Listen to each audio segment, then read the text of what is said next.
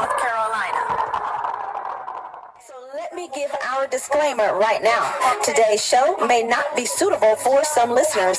The viewpoints and comments stated by my guest today is just that, his viewpoints and his comments. Awesome Radio, Community Care Fellowship, 106.9 FM, WB. Dr. Umar Johnson is a doctor of clinical psychology and certified school psychologist who is considered an expert on education and mental health of African and African American children. The most requested Black scholar in America, Dr. Umar. He hosts a regular annual Unapologetically African group tour to the African continent. This tour is designed to help Africans in the West reestablish their psycho-spiritual connection to their ancestral homeland. Now, with all of the preliminaries out of the way, Awesome Radio listeners, help me please to welcome Dr. Umar Johnson to today's show. Dr. Umar Johnson, welcome to Live One-on-One with Tequila here on Awesome Radio. Thank you. Glad to be on the show. All right. So, Dr. Umar Johnson, I did read your bio, and I did let our listeners know, our Awesome Radio listeners know about you, but your bio is more extensive than what I just read. Can you tell our Awesome Radio listeners and me more about you that I did not mention already in your bio? Certainly. Well, I'm a doctor of clinical psychology, certified school psychologist, which is my expertise. I've been that for a generation now, 20 years. And my focus is on saving Black boys, in particular Black children in general, from the school to prison pipeline, or what I call the psychoacademic holocaust, which is actually the title of my first book, The Special Education and ADHD Wars Against Black Boys. And I have basically grown in prominence and popularity across the African community and African American community, globally speaking, because I've been able to do a good job with the will of God, helping parents rescue their sons from the new slavery, which is special education, ADHD diagnosis, and psychiatric medication abuse. And in addition to that, I'm a blood relative of the great Frederick Douglass, former Minister of Education for the Honorable Marcus Messiah Garvey, also founder of the National Independent Black Parent Association, which is America's first organization, independent organization designed to organize Black parents all across the country so they can fight for improvements in America's public schools in the areas of special education, school policy, school discipline, school finance, parent support, and parent advocacy. Now let's go back to the special education and ADHD wars against Black boys. So you're saying that there's a movement to destroy the Black race, starting with our boys? Without question. Special education was created in 1975. This is during the very same decade immediately following the assassination of Dr. King. It was the 1970s were the post-civil rights decade. This was the decade when America would reorganize and re-engineer Black America. The Black Power movement almost crippled America. The Stokely Carmichaels and the H. Rap Browns and the Dr. Kings and the SNCCs and the Corps and the Freedom Riders, all these organizations really overwhelmed America politically and socially. And so after they killed Dr. King, they immediately went to work to create a systemic oppression that would be invisible to Black people, but felt by Black people. And part of that systemic oppression was the creation of special education, a program that legally accepts and validates the miseducation of children based on the assumption that they have a learning disability. And the reason I say assumption is you can't prove a learning disability, which is critical because most of the diagnoses or classifications, rather, that Black children are in special ed for cannot be scientifically verified. You cannot prove a reading disability. You cannot prove a math disability. You cannot prove ADHD. You cannot prove an emotional disturbance. But these are the labels that they put on our sons and send them into special ed, which creates a glass ceiling for their expectations, leads to early dropout, leads to low reading skills and acquisition, and basically sets them up for a life of incarceration and, unfortunately, premature extermination. And this is done by the medication or drugs that are given to the Black boys? Well, it's initially done by the school system.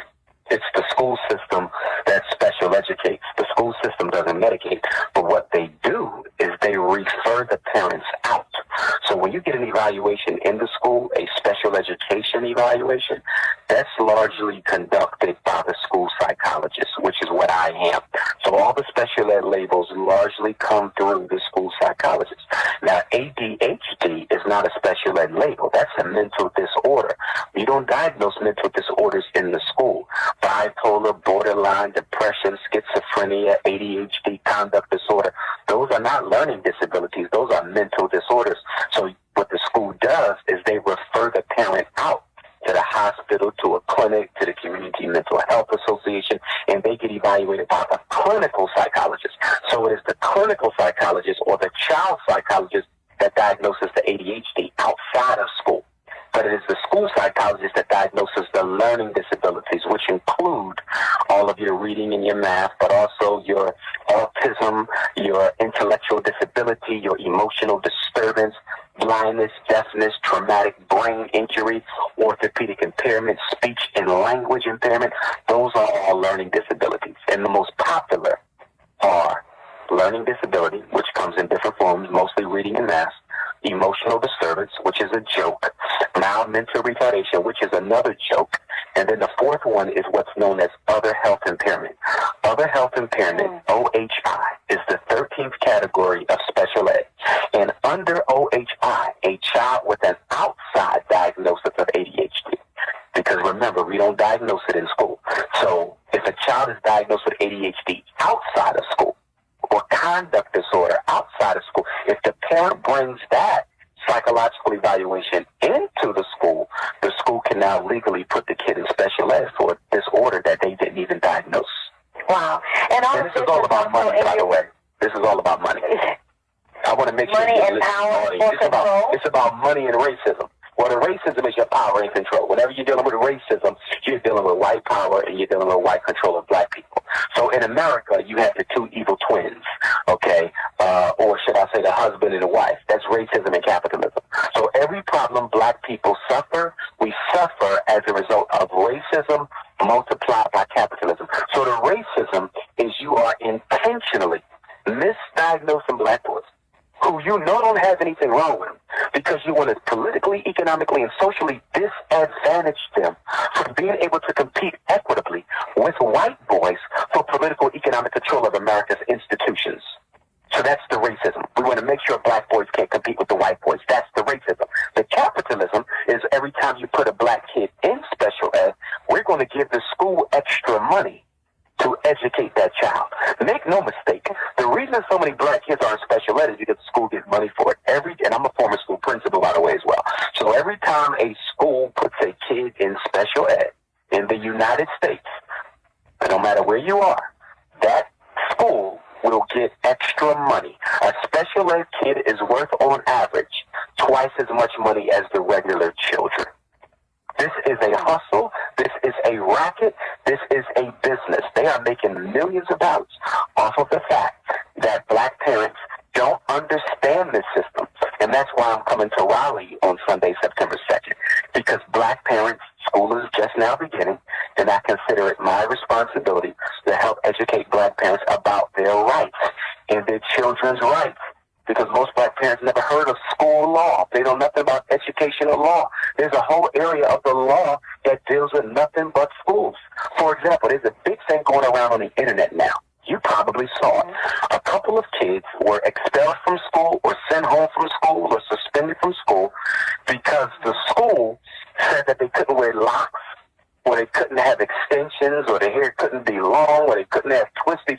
So there's a whole movement right now to kick black kids out of school for having hairstyles that are quote-unquote non-traditional, or more appropriately should be called ethnic or cultural.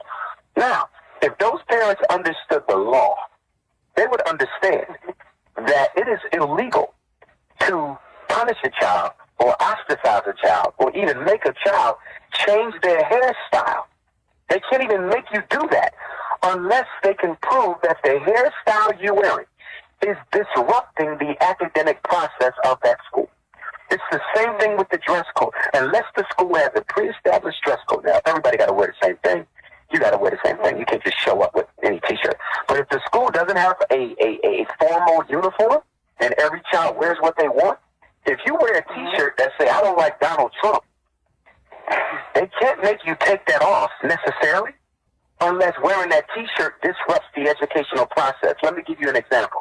If I'm the only black kid in an all-white high school in a Republican neighborhood, and I come to school with a T-shirt that says, I hate Donald Trump, and most of the kids there, parents, are lovers of Donald Trump and voters for Donald Trump, and this is a very racially white, hostile, conservative neighborhood, and I'm in the school and they don't even want me there, they can make me change that shirt.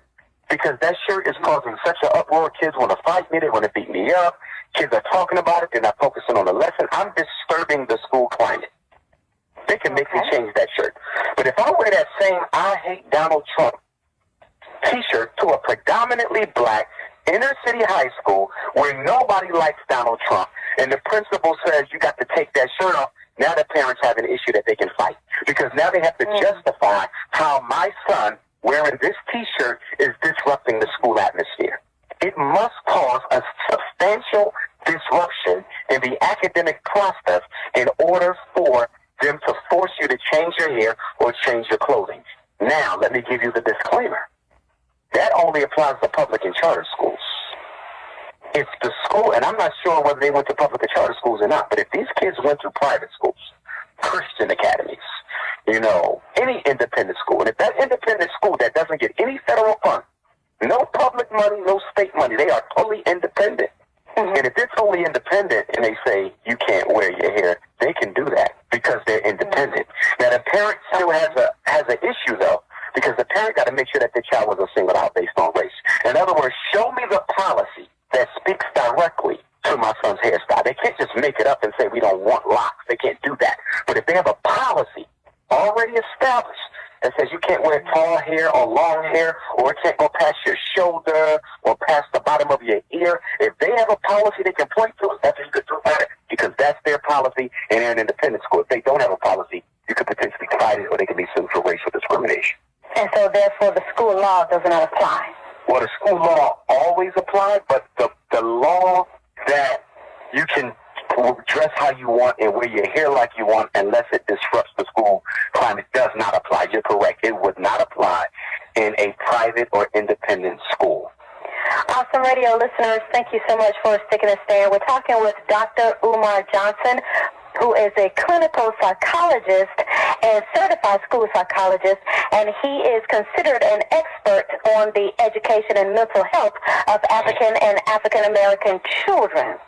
He will be in Raleigh Sunday, September 2nd, 4 p.m. He will be talking about the revolutionary black family, Should We Marry for Love or Liberation?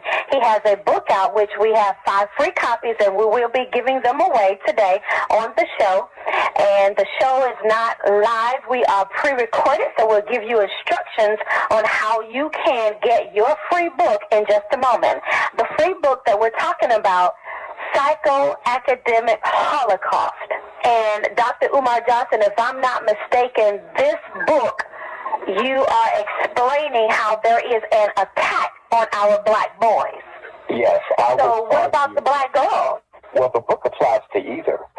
It's specifically named the Special Education and ADHD Wars Against Black Boys because black boys are hardest hit in this war. By no means does that exclude black girls from being affected as well. But when you look at the academic outcomes in this racist country, you'll see that special education is almost exclusively black boy. ADHD, almost exclusively black boy.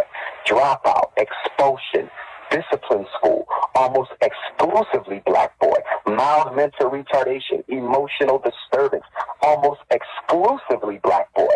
So yes, everything in the book applies to girls as well, but we focus on the boys because the boys are being hardest hit. And I would argue, as I've told so many mothers who've asked the same question you just articulated, is that in taking care of the boys and making sure your daughter has a strong husband who will be able to provide and protect her, in many respects, is also taking care of the girls as well. How can someone get in touch with you, Dr. Johnson? If they want to reach me, well, number one, if they come out to Raleigh on Sunday, 4 o'clock, Smith Temple Church, 322 Southeast Street. The doors open up at 2 o'clock. They can definitely have a conversation with me there. I normally stay after every lecture, and I sign all the books and take all the pictures. And, of course, I'll have some T-shirts there in red black and green flags and so forth and so on. But they can speak with me there. But if they're not able to make it on Raleigh Sunday at 4 o'clock, they could also get in contact with me by phone, 8444 Dr. Umar. Again, 8444 DRUMAR. And they can email me as well, DRUMAR Johnson. My email address is my name, Dr. Umar Johnson at yahoo.com. One word, no period, no spaces. Dr. Umar Johnson at yahoo.com. And also, Sunday morning from Raleigh. From Raleigh, this is important as well. Sunday morning from Raleigh, 7 a.m. until 9. 7 a.m. until 9. I'm going to be hosting a free Black Parent teleconference. We do it every week, every Sunday. Every Sunday from 7 a.m. to 9 a.m. Eastern Standard Time. Your listeners can call in and ask me any question that they're having about their child's school, or any mental health or educational issue. And the phone number for the Black Parent teleconference, Sunday from 7 to 9, is 857-232-0158. That's 857-232-0158. And the access code is 870-864-POUND. 870-864-POUND. Okay, we're about to take a station break right now. Dr. Umar Johnson, stick and stay with us. Awesome Radio listeners, do not go away. We will have more of Dr. Umar Johnson, a clinical psychology and certified school psychologist who is considered an expert on the education and mental health of African and African American children. We'll be right back. Please join us online at WBISAwesomeRadio.org or WBISAwesome.org. And also when we come back, we will tell you how you can get your very free book by Dr. Umar Johnson. We'll be right back after this. Welcome back, our Awesome Radio listeners. This is Live One-on-One with Akila. My name is Akila. My guest today is Dr. Umar Johnson. Dr. Umar Johnson, in case you didn't know, has been featured on News One Now, the Tom Joyner Morning Show, the Bev Smith Show, the Breakfast Club, and has appeared as a special guest life coach on Real Housewives of Atlanta. Dr. Johnson, as a child therapist, he works with depressed and behaviorally challenged males. You can join us on our website at WBISAwesomeradio.org or WBISAwesome.org. We are on Facebook, but we are not streaming live. This audio has been pre-recorded for playback on our Awesome Radio Facebook page. And, of course, you can hear us on your radio dial at 106.9, and it is okay to break off the knob right there. So we want to give you your opportunity to get one of Dr. Umar's books free. Now, we only have 5 free books to give away. And so first come, first serve. So what you need to do to get your book is to go onto our Awesome Radio Facebook page. And Awesome Radio is all one word with the A and the R capital. That is our signature. Go to our Awesome Radio page, and the first 5 that request Psychoacademic Holocaust by Dr. Umar Johnson, you will get your book, and we will drop it in the mail to you, or you could come by and pick it up. As a reminder, Dr. Umar Johnson will be this Sunday, September 2nd at 4 o'clock in Raleigh. If you have not had an opportunity to witness, to be in the presence of this great speaker, Raleigh is so close to us, you can do so on Sunday at 4 o'clock. He will be talking about the revolutionary black family. Should we marry for love or liberation? It's going to be at Smith Temple Church, 322 South East Street. You can call the church at 252-493-6473. You can also reach out to Dr. Umar by dialing 844-DRUMAR. And let me break it down to you, okay? It's 844-437-8627. That's the number to Dr. Umar Johnson. His email also is drumarjohnson@yahoo.com. Umar Johnson at yahoo.com, and that is also on our Awesome Radio Facebook page. Dr. Johnson, thank you again for being my guest on today. Now, while we were on break, we talked about the differences between the black children or black boys and the difference between our other cultural students as far as ADHD and special education. And you said that there is a war on our black boys. And can you reiterate that again, please? Yes, indeed. ADHD, attention deficit hyperactivity disorder, was invented in the 1980s. It came to us in 1980, the same year the CIA dropped crack cocaine off in the black community. And it came to us as a weapon, a weapon of chemical warfare against black boys. In other words, because the father was being incarcerated for using and selling drugs, they would now take the same drug that sent the father to jail and give it to his son so he can sit still long enough to be miseducated. So here's the question. If drugs are bad, and bad enough for you to take a father from his son for 5, 10, 15, 20 years, shouldn't that drug be equally as harmful to his son as it is to the adult he's selling it to on the streets? But you take that same crack that locked up his father, the same drug that locked up his father, you will take it and give it to his son, and you will call it Ritalin, Concerta, Adderall, and Cycler. And you will drug that boy. You will drug him into submission into the miseducation machine. So you're saying there's crack cocaine in the ADHD drugs? I'm saying that the ADHD drugs are synthesized forms of crack cocaine. Ritalin acts on the brain of a child the exact same way that crack cocaine acts on the brain of the adult. No difference whatsoever. And so this is why you feel the need to go on a crusade, psychoacademic holocaust for our black boys. Absolutely. Because if I don't speak up, then who's going to do it? See, the problem is, I'm not the only person speaking up for black boys, but I'm probably the most significant and impactful and the most honest in the public arena.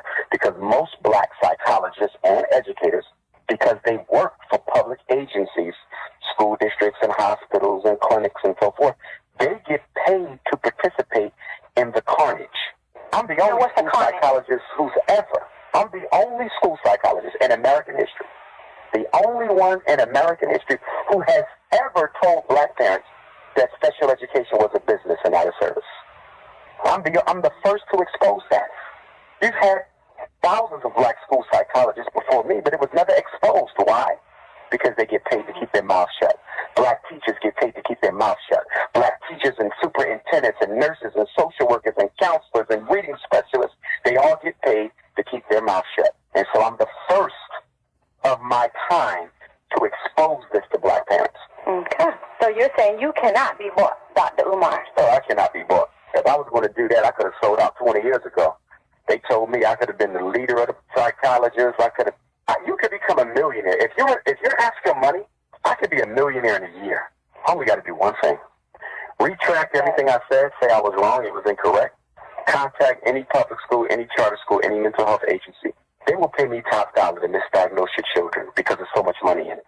It is so much money in child psychology and mental health that if you only care about making money and you're willing to misdiagnose innocent kids, you can be a millionaire in less than a year's time. Literally, I'm not that. I could be a millionaire with my reputation and my notoriety.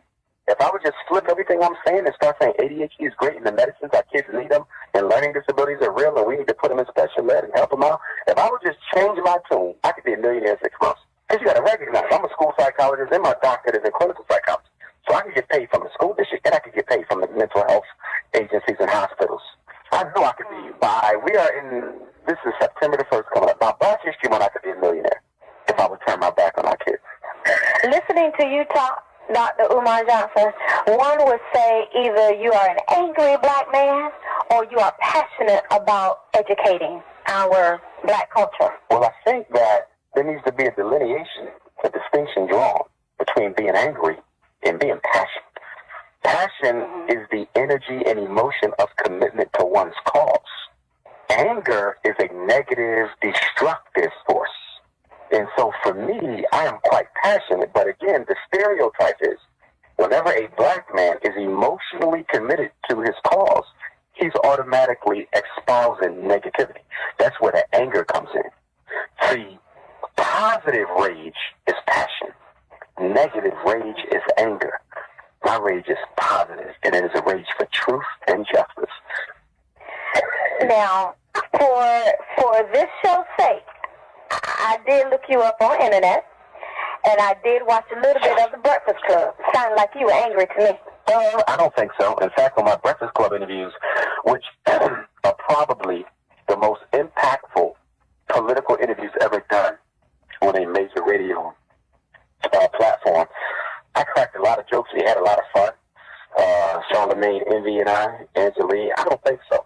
Because when people watch the videos, they can see my passion. I don't think they would mistake that for anger. However, I don't want to go too far in dismissing the anger, because if I'm going to sit up here and say that I'm not angry at all at what's happening to my people, then I would be disingenuous to them.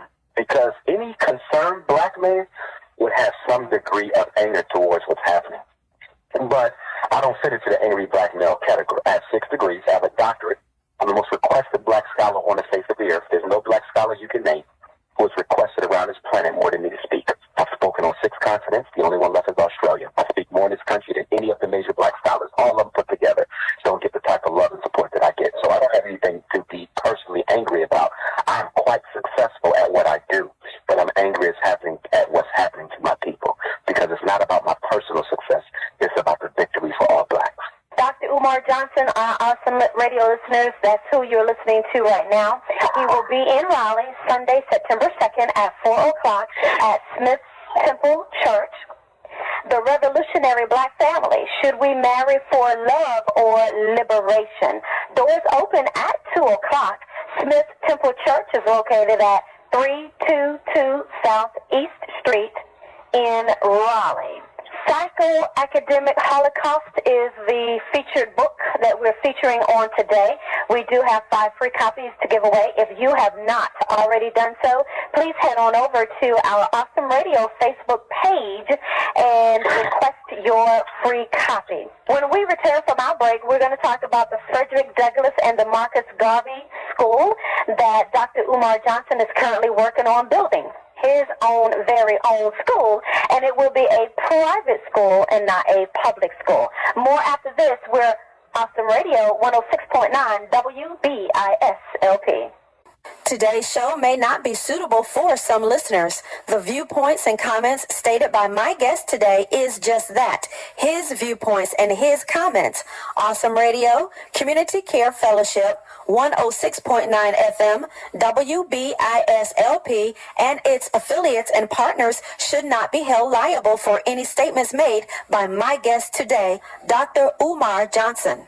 We're back here live one-on-one with Tequila on Awesome Radio, WBISLP 106.9. Thank you so much, our Awesome Radio listeners, for sticking and staying. Now, have you gone over to our Awesome Radio Facebook page to request your free book, The Psychoacademic Holocaust by Dr. Umar Johnson? If you haven't, go ahead on over there so we can send you your free book. Did you know that Dr. Umar is a direct descendant of formerly enslaved Civil War veterans who served in the United States Colored Troops of Maryland? Dr. Umar is an educational diagnostician who specializes in special education issues. He is known most for his work in identifying misdiagnosed learning disabilities and ADHD students. Dr. Umar Johnson, thank you for gracing our airwaves with your presence on today. You doing okay? Oh, yes, ma'am. All right. So who were the formerly enslaved Civil War veterans that you are my descendant 4 of? times and 3 times great-grandfathers, father and son. That would be Stephen Henry Bailey and George Washington Bailey. My grandfather George was born 1819. 1 year after his first cousin, Frederick Douglass, was born, 1818. Remember, Frederick Douglass was Frederick Daly. Frederick Douglass was Frederick Daly. He changed his name when he escaped from slavery to freedom to hide his identity on the fugitive slave trail. So when you read the narrative of the life of Frederick Douglass, he talks about Cousin Stephen. Cousin Stephen is my 4 times great-grandfather, Stephen Henry Daly. And they were from the colored troops of Maryland. So you're from Maryland yourself? No, I'm from Philadelphia, but my paternal ancestors are from Maryland. The Daly clan is from Maryland, Eastern Shore. And my 3 times great-grandfather, George, who served with his father, Stephen, in those United States colored troops of Maryland. He was the first black public school teacher on the Eastern Shore, or at least in Denton, Maryland. You talk a lot about ADHD, especially in our black children and especially in our black boys. So the black race, Dr. Umar, we're not the only ones who have been diagnosed with ADHD. So how can you explain that it is an attack on our black culture? We're not the only ones in jail. We're not the only ones killed by police. We're not the only ones unemployed. We're not the only ones uneducated. But the reason I focus on my people first is because my obligation and my charity begins at home. And secondly, it's because although other people may suffer from some of these same maladies, no one suffers, absolutely no one suffers to the extent that black people suffer. Our disproportionality is way out of sync with the levels of the same issues we see in other people. In other words, the black boy is suspended more than Latino boys. He's suspended more than white boys. He's suspended more than Chinese boys. He's put in special education more than any other learner in America. So when you look at our outcomes, when you look at any index of the black reality, whether it's police brutality, unemployment, poor health care, we disproportionately suffer from the evils that we are afflicted with. And that disproportionality is so extreme that it demands specialized and individualized attention, which is underscored by the fact that we are the only non-white people in these United States who did not ever ask to come here. Everyone in America is an immigrant except the African. We were not immigrants. We were imports. And so by that you mean for slavery? Exactly. Okay. So I still detect some anger in your voice. Well, we're going to move on from there. Detect some anger in your voice. Detect it. No, I said go ahead and detect it. I don't mind. It's the truth. That's what's important. Okay. So you too, Dr. Umar, you're one of the most recognized social scientists and Pan-Africanists of the 21st century. Your book, articles, and lectures are included by college and university professors across the country within their required courses materials. Dr. Umar, you are one of the most requested, as you had spoken before the break, one of the most requested speakers in the world and has lectured in North America, South America, the Caribbean, Europe, and Africa. And you are lecturing the psychoacademic Holocaust. Is that your platform? Yes. And you are educating the black culture and educating parents mainly, though, on not to cave in to the requests and the plight or the plot to destroy our black boys. Now, how is that going so far? It's been going well. Obviously, although I'm known by a lot of people in our community, there's still many more who don't know me. So, the fight is ongoing. The tactics by the enemy are always revised, re-implemented, reconstituted. So it's an ongoing war. But, I'm happy to say that, I've helped a lot. I've been able to help a lot of parents save their kids. I've helped save a lot of lives. So, I'm proud of that. But at the same time, I'm humbled by the fact that there's still so much more work to do because the statistics still paint a very glaring and unfortunate picture that black boys are still being plummeted in this school-to-prison pipeline.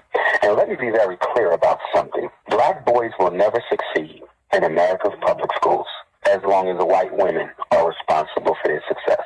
The worst thing you can do, Black boys will never be successful as long as white women are responsible for their success. The teachers are white. Most teachers in America are white women. White women are just as racist as white males. And they don't leave their attitude at the front steps of the schoolhouse when they report to work in the morning. They bring that attitude in the classroom, and it affects the way they engage our sons. And our sons pick up on their negative energy, and that's why so many of them psychologically drop out of school years before they physically drop out. Dr. Umar Johnson, can I personally safely say that you are a racist? No, you would be wrong. Because in order for me to be racist, you have to have an attitude, but you also have to have the ability to back it up with action. Racism. Well, you have one of the two. You have an attitude. Well, my attitude is founded on the facts of my people's reality, so I don't have a problem with the fact that I have an attitude.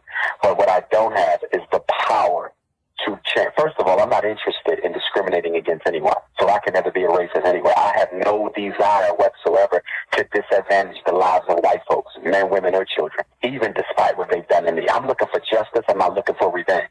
And so with that being said, racism is about systematically. To be a racist, you have to systematically be able to impact the opportunities of an entire people. Black folks, we're not even organized enough to impact our own lives, let alone someone else. To be a racist is not just to have an attitude about a group of people. To be a racist, you must have the ability to implement your attitude in a systemic way that affects their real life options. Okay. And so you're saying that the black race doesn't have that power to do that? You have the power to put yourself in a position to do that. At present, you are not in a position to impact the opportunities of any other group of people. You are disorganized, you are colorblind, you are multicultural, you're in love with white folks, you're in love with white Jesus, and you're not the least bit concerned about the future of our people, collectively speaking. So we can't be racist. We're the furthest thing away from being able to practice racism. Chinese to be able to practice racism for us. Say that again? What about prejudice then? Well, prejudice is just a prejudged situation. Prejudice is common sense. Okay, if you know snakes bite, you don't go near the snakes. That's prejudice. You prejudge that it won't be safe going around them snakes. If you got robbed in an alley, then, you're going to prejudge the situation, and I'm not going to walk that alley no more at 10 o'clock at night. And after 399 years of dealing with white folks and their racism towards us, prejudice is intelligence. Because it says there's certain things I know I better not do, because after 399 years of consistent racist behavior, white people have made it very clear to me who they are and what they will do to me if I don't practice a degree of prejudice in dealing with them. You have to be prejudiced. What schools you send your kids to, you have to be prejudiced. Where you want to go at around white folks, what you want to do around white police, you better be prejudiced, because being prejudiced will save your life if you're black. Dr. Umar Johnson. Okay. All righty now. So we're about to take a break on that note right there. Dr. Umar's name, his quotes and speeches have been mentioned and shared on records and songs by various hip-hop artists more than any other living scholar. In addition, his image, Dr. Umar's image, has been recreated by various black artists more than any other scholar of the 21st century. This is Live One-on-One with Akila, talking up close, candid, and very freely with Dr. Umar Johnson, a doctor of clinical psychology and certified school psychologist who is considered an expert on the education and mental health of African and African American children. This is Awesome Radio 106.9 WBISLP. We'll be back after this, talk more about Dr. Umar Johnson being in Raleigh on Sunday, and I promise you now, we're going to talk about this school that he is still hoping and working on to build in the Philadelphia area. We'll be back after this. This is Awesome Radio. My name is Akila. Thank you for listening to 106.9 WBISLP Awesome Radio. We are back here on Awesome Radio, our last 15-minute segment, Live One-on-One with Akila, 106.9 WBISLP. LP is where you can find us on your radio dial. WBISAwesomeRadio.org. WBISAwesome.org is where you can find us online. We're also on Facebook. We are not Facebook Live. It is a pre-recorded show, and it's running in conjunction with our live radio show, recorded radio show today. We are giving away 5 free books of Dr. Umar's Psycho-Academic Holocaust book. We are giving away 5 free books, Psycho-Academic Holocaust book. And if you've heard the conversation up to now, then you will know what this book is about. We also want to announce that on Sunday, this Sunday, September 2nd, at 4 o'clock p.m., Dr. Umar will be in Raleigh, North Carolina. He will be lecturing on the revolutionary black family, should we marry for love or liberation. He's going to be at Smith Temple Church, 322 Southeast Street in Raleigh. This is a ticketed event where 17 and under will get in free, and elders 65 and older will also get in free. Everyone else that fall in our age bracket, we have to pay. You can go online to drumarjohnson.eventb.com. Let me say that again. Dr. Dr. Umar, Umar Johnson, Johnsson, all one word. Put a dot right there, and then event BEVENTBEE.com. You can also call to get more information about this lecture at 844 Dr. Umar. And let me break it down to you, okay? That's 844-437-8627. Again, Dr. Umar Johnson will be in Raleigh, Sunday, September 2nd, 4 o'clock p.m. Doors open at 2. Dr. Johnson, thank you again for joining me live one-on-one with Akila. Now, you are the founder and lead tour guide for Unapologetically African Black Colleges and Consciousness Tour for 11 to 17-year-old boys and girls, which exposes them to the great historical black college tradition. Explain that. Absolutely. For 2 weeks during the summer, we take a group of young men and women, and we take them to black colleges, which a lot of tour groups do. Although that's a good thing, it is also a common thing. But what we do that is not as common is, in addition to visiting the universities, the black universities around the country, we take them to some very important locations and sites where famous black history was made. So we go to the Cliff Cemetery in New York, and we visit the gravesite of Malcolm X, Betty Shabazz, Paul Robeson, James Baldwin, Dr. Yusuf bin Yakimin, young Malcolm X, the grandson of Malcolm Shabazz. We visit their graves. We take them to the Harriet Tubman home and grave, the Frederick Douglass home. We take them to the Benjamin Banneker House. We take them to the Great Blacks on Wax Museum. We go to the Nat Turner Trail, where Nat Turner led the most successful slave road in American history. We take them all over the eastern seaboard to places where great ancestors were born, to places where great ancestors lived, and also to places where great ancestors made their mark. We also take them to Great Adventures and Dorney Park. We also play paintball in the park. We take them to different African restaurants. And it's just a wonderful, marvelous time that they have for 2 weeks. Different restaurants, different hotels, different states. And we'll be doing it again in the summer of 2019, which will be a very pivotal summer because, as you know, that will represent the quadricentennial of the black struggle in America. They first brought stolen ancestors of ours to Jamestown, Virginia on August the 20th of 1619, with August the 21st being their first day as oppressed Africans in America. Well, on August the 21st of 2019, we will be remembering 400 years of the black struggle in the United States. Outstanding. And so you said the summer of 2019, so that would be what, July and August? Yes, ma'am. And I'm trying to organize my July-August calendar because I'm hoping to have the Frederick Douglass Marcus Garvey Academy open by then, and then I need to do a celebration for the ancestors for that 400 years. I want to do that, and then, of course, the 2-week college tour. So next summer, it's going to be a very busy summer for me in the name of our ancestors. Now, you alluded to the Frederick Douglass and the Marcus Garvey School. So you are currently working on building your new school, and where will it be? The location is still up in the air because the facility is more important than the location, meaning I can be anywhere. I just need to find a school that I like. So I'm just looking for a school that I like. And so we're looking around. We're looking around to see where we want to be. And the name of the school will be called the Frederick Douglass and Marcus Garvey RBG International Leadership Academy for Boys. It will be America's first residential academy for black boys founded upon the principles of Pan-Africanism and international economics. Now, explain the Pan-Africanism and international economics. Well, international economics focuses on the fact that black people are so impoverished and behind because we keep trying to achieve wealth by simply going to college. And although we do need a black professional class, and that's why we go to college, you don't go to college to necessarily get rich, because college is more likely to put you in debt than to make you wealthy.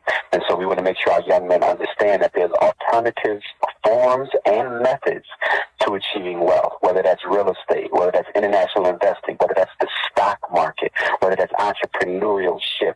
We want to teach our young folks that there's other ways to achieve a healthy and comfortable life than simply going to college, because right now we have a record number of unemployed African Americans who hold master's and doctorate degrees. So college is putting more black people into debt than it is actually making us wealthy.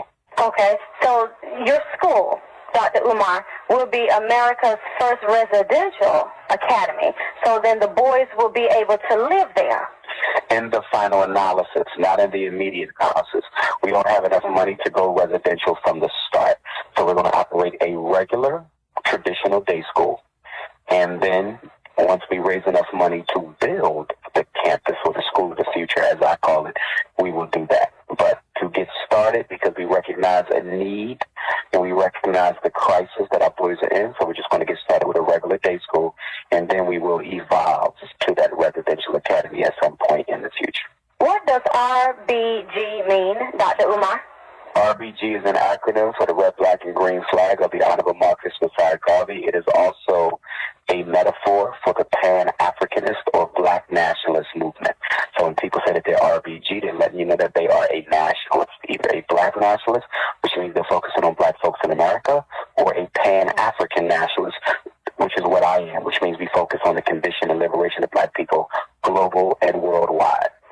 Now, I think I know the answer to this, Dr. Umar, but why are you focusing on black children? Why couldn't it be a school for all children and the education so that our other cultures can also learn our black history? Because number one, I'm black, and I have an obligation to help my own people before I help anyone else. Number two, not all kids are being killed by police. Black kids are. Not all kids are being miseducated to the extent that black kids are. Not all kids are being mistreated and marginalized to the extent that black kids are. As we said earlier, black kids are marginalized more than the children of any other culture. And that's why I'm focusing on our children first. Okay, but if the other culture understood us, and if they were educated about us, wouldn't that make a difference as to how they treat us? Absolutely because not. If we don't educate them, then how would they know how to deal with us? Okay. Don't make the mistake of thinking that just because another group has been educated about you, that that's going to change the way that they treat you. Remember, racism is about privilege and power. Racism has nothing to do with ignorance or knowledge. White people can know everything about you. They're still going to practice racism because they still want to be in charge. So you're going to educate them until you're blue in your face and nothing is going to change, because racism ain't about ignorance. Racism is about political and economic dominance. So the school that you're working on, Dr. Umar Johnson, now I heard some rumors and I saw some videos of yours. And again, you sound like you are an angry black man. So the rumors about your school and it references LeBron James opening up his school, the I Promise School. Now, it sounds like you're kind of hating on LeBron because he opened up his own school in Akron, Ohio. What say ye about that? Well, number one, I've never hated on LeBron James because I actually like LeBron. I think LeBron James has done a good job speaking out in support of issues that affect African Americans, and I think he's spoken out much better and more often than both Kobe Bryant and Michael Jordan did put together. So I'm actually proud of some of the stances that LeBron has taken. So without question, I'm not a LeBron hater, but I did want to clarify the record in stating that LeBron James did not open up a school. LeBron James does not own a school. The LeBron James Academy in Akron, Ohio is a Akron public school. That means it's owned by the state of Ohio. It is not owned by LeBron James.